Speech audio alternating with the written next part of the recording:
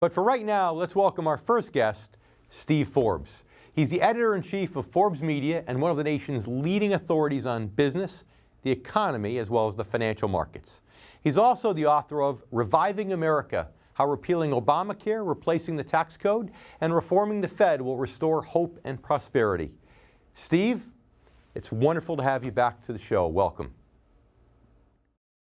Good to be with you, David, and I'm proud to announce we also have a new documentary out on the subject of money, called In Money We Trust, and it's appearing on public television. You can find it on moneywetrust.org. A great documentary, a little under an hour, and I think it's very relevant given the fact that we're going to have to be concerned with the Federal Reserve again during the course of the year. Are they going to try to stop the growing economy? That's great. In Money We Trust. Okay, thank you for that. Tell me, since I have the pleasure of speaking with an ex-presidential candidate here, you keep your finger on politics more closely than I do. What do you think that having the Democrats back in the House now is going to mean for the last, 21 months or so of the Trump administration's presidency? What are your thoughts on that? Well, I think they've already demonstrated that they are secret agents of Donald Trump in the sense that they've gone so far left that they're going to put him in a good position for 2020. This new Green Deal, this Green New Deal that they've come up with, it sounds like something that was written for Saturday Night Live, a comedy show, rather than a serious document. I mean, a bridge across the Atlantic Ocean, a tunnel under the Atlantic Ocean, a war against cows. I mean, the only flatulence you have to worry about is not from cows, but from these politicians. And here they are, and they're worried about a silly little fence. Can you believe it all?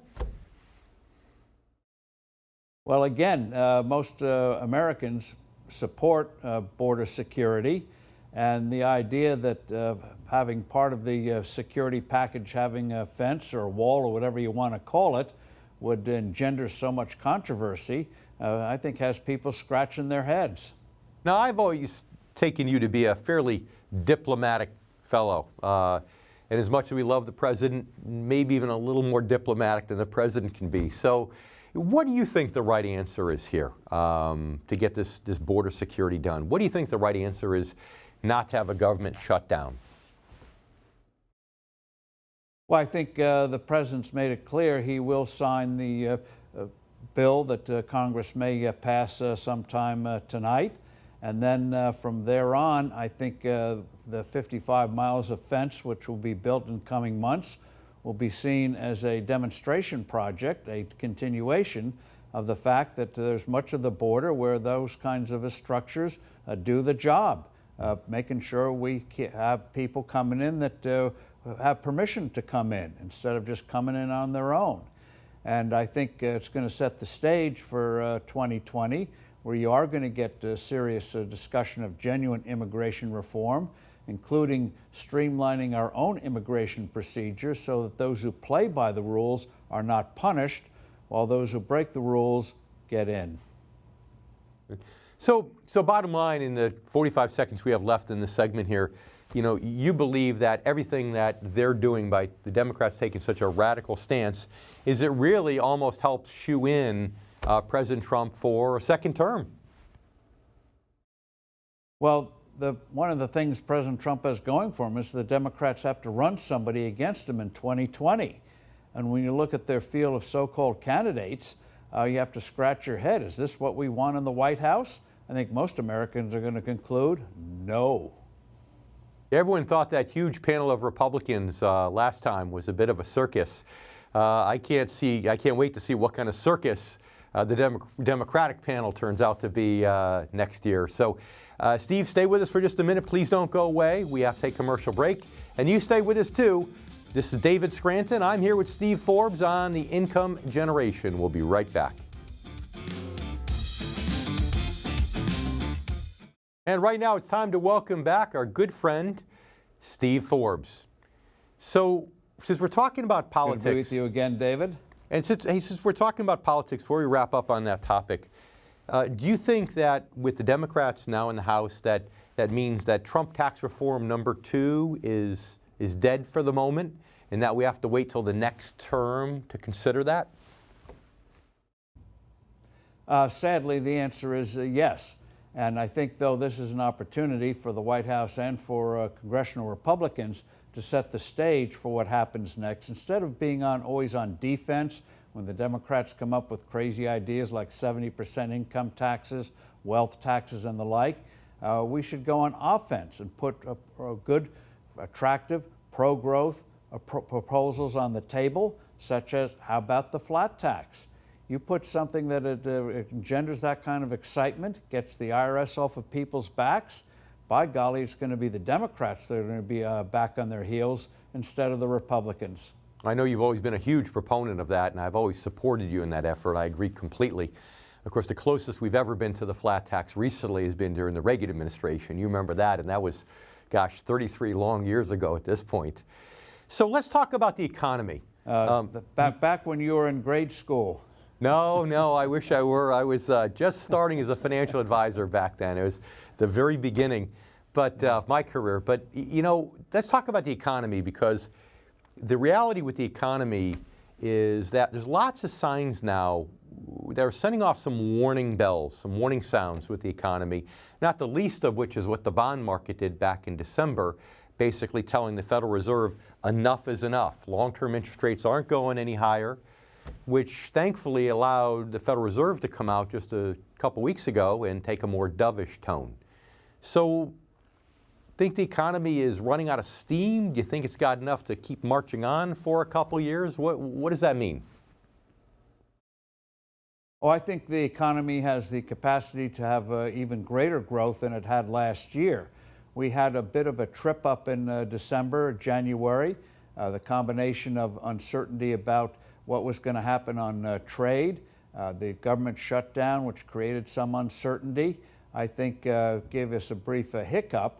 But I think starting now, you're going to see the economy start to get back on track. And if we successfully conclude trade deals, especially with China, which I think will happen in the next couple of months, you'll see this economy really start to pick up steam.